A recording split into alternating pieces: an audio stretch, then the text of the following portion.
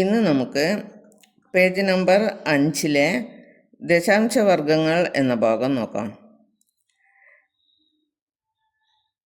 ഇവിടെ ദശാംശ സംഖ്യകളുടെ വർഗം എങ്ങനെ കണ്ടുപിടിക്കാം എന്നാണ് നമ്മൾ മനസ്സിലാക്കുന്നത്. ഉദാഹരണമായി ഒരു ചോദ്യം: വശങ്ങളുടെ നീളം 3.7 മീറ്ററായ സമചതുരത്തിൻ്റെ പരപ്പളവ് എത്രയാണ്? അതായത് ഒരു സമചതുരത്തിൻ്റെ വശങ്ങളുടെ നീളം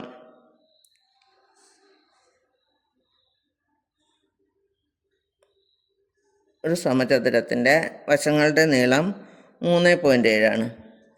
3.7 എല്ലാ വശവും സമചതുരമായതുകൊണ്ട് എല്ലാ വശവും 3.7 ആണ്. ഈ സമചതുരത്തിൻ്റെ പരപ്പളവ് കണക്കാക്കാനാണ് പറഞ്ഞിരിക്കുന്നത്. അതായത് പരപ്പളവ് സമം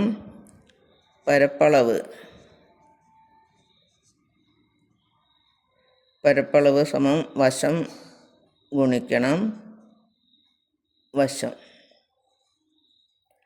അപ്പോൾ 3.7 ഗുണിക്കണം 3.7. പരപ്പളവ് സമം 3.7 വശം ഗുണിക്കണം വശം. 3.7 ഗുണിക്കണം 3.7.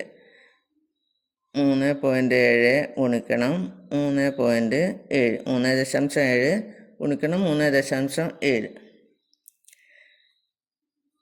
അപ്പോൾ 3.7 സ്ക്വയർ നമ്മൾ കണ്ടുപിടിക്കണം.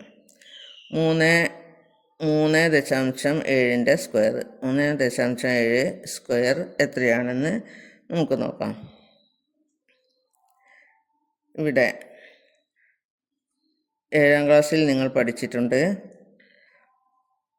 3.7 എന്നതിന് പകരം നമുക്ക് 37/10 എന്നെഴുതാൻ പറ്റും. 3.7 തുല്യമാണ് 37/10. അതായത് 37നെ 10 കൊണ്ട് ഹരിക്കുമ്പോൾ 3.7 കിട്ടുക. അപ്പോൾ 3.7 പകരം നമ്മൾ 37/10 എന്ന ഭിന്നസംഖ്യാ രൂപം എഴുതി. ഗുണിക്കണം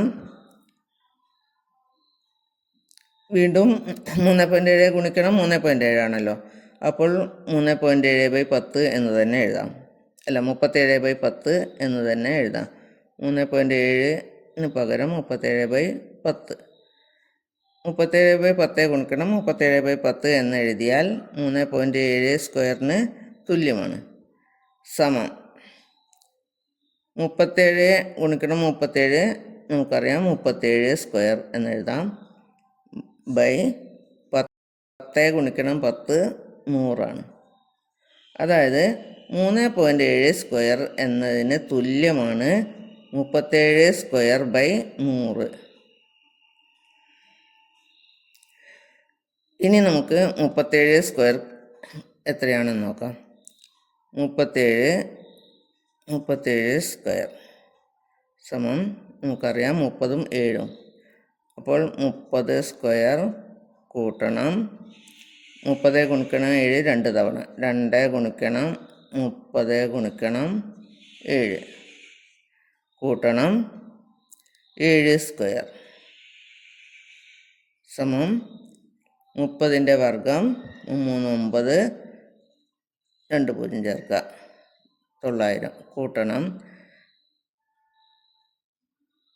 2 ഗുണിക്കണം 30 60 60 ഗുണിക്കണം 7 6 7 42.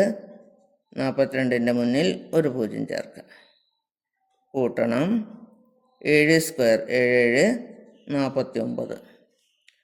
ഇത് കൂട്ടിയാൽ 900ഉം 400ഉം കൂട്ടാം. 900ഉം 400ഉം 1300. 1300ഉം 20ഉം 1320. 1320നോട് 40 കൂട്ടുമ്പോൾ 1360. 1360ഉം 9ഉം 1369. അപ്പോൾ 37 സ്ക്വയർ എന്ന് പറഞ്ഞാൽ 1369 ആണ് കിട്ടുക. അപ്പോൾ 3.7 സ്ക്വയർ നോക്കാം. 3.7 സ്ക്വയർ സമം 3.7 സ്ക്വയർ എന്തിന് തുല്യമാണ്? 37 സ്ക്വയർ 37 സ്ക്വയർ ബൈ 100 തുല്യമാണ്. അത് നമ്മൾ നേരത്തെ കണ്ടുപിടിച്ചിട്ടുണ്ട്. 3.7 സ്ക്വയർ എന്ന് പറഞ്ഞാൽ 37 സ്ക്വയർ ബൈ 100 37 സ്ക്വയർ ബൈ 100 സമം 37 സ്ക്വയർ നമുക്കറിയാം 1369 ബൈ 100. 100 കൊണ്ടായിരിക്കുമ്പോൾ 0.12 സ്ഥാനം പിറകിലോട്ടിടണം. സമം 100 കൊണ്ട് ഹരിക്കുന്നതിനുള്ള എളുപ്പവഴി നമുക്കറിയാം. 2 പൂജ്യമാണ് 100-ന്. അപ്പോൾ 1 2 ഈ 2 അക്കം കഴിഞ്ഞിട്ട് ഇവിടെ ദശാംശം ഇട്ടാൽ മതി. അതായത് 13.69 എന്ന് കിട്ടും. അതായത് 3.7 സ്ക്വയർ എന്ന് പറഞ്ഞാൽ 13.69. അപ്പോൾ ചോദ്യം ഇതായിരുന്നു. 3.7 വശത്തിൻ്റെ നീളം 3.7 മീറ്ററായ സമചതുരത്തിൻ്റെ പരപ്പളവ് എത്രയാണ് എന്നായിരുന്നു ചോദ്യം. അപ്പോൾ സമചതുരത്തിൻ്റെ പരപ്പളവ് സമം നമുക്ക് എന്തെഴുതാം? സമചതുരത്തിൻ്റെ